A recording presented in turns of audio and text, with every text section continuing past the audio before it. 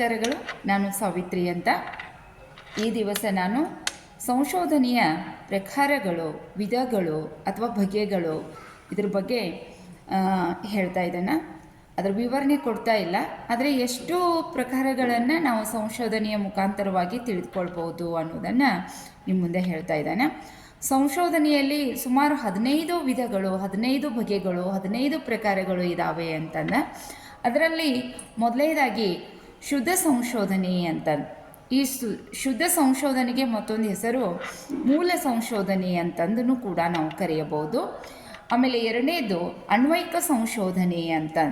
ಆಮೇಲೆ 3 ವಿವರಣಾತ್ಮಕ ಸಂಶೋಧನೆ, 4 ವಿಶ್ಲೇಷಣಾತ್ಮಕ ಸಂಶೋಧನೆ, 5 ಪರಿಮಾಣಾತ್ಮಕ ಸಂಶೋಧನೆ, 6 ಗುಣಾತ್ಮಕ ಸಂಶೋಧನೆ, 7 ಕ್ರಿಯಾತ್ಮಕ ಸಂಶೋಧನೆ, 8 ಲಕ್ಷಣ ನಿರ್ಣಯ ಸಂಶೋಧನೆ, 9 ಪರಿಶೋಧನಾತ್ಮಕ ಸಂಶೋಧನೆ, 10 ಪ್ರಾಕೃತಿಕ ಸಂಶೋಧನೆ, 11 ಸಾಮಾಜಿಕ ಸಂಶೋಧನೆ, 12 ಐತಿಹಾಸಿಕ ಸಂಶೋಧನೆ, 13 ಸಮೀಕ್ಷಾ ಸಂಶೋಧನೆ, 14 ಅಂತರ್ಶಿಸ್ತೀಯ ಸಂಶೋಧನೆ.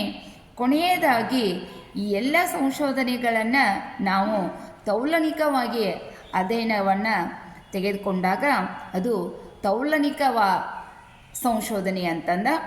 ಒಟ್ಟು 15 ಸಂಶೋಧನೆಗಳನ್ನು ನಾನು ನಿಮಗೆ ತಿಳಿಯಪಡಿಸಿದ್ದೇನೆ.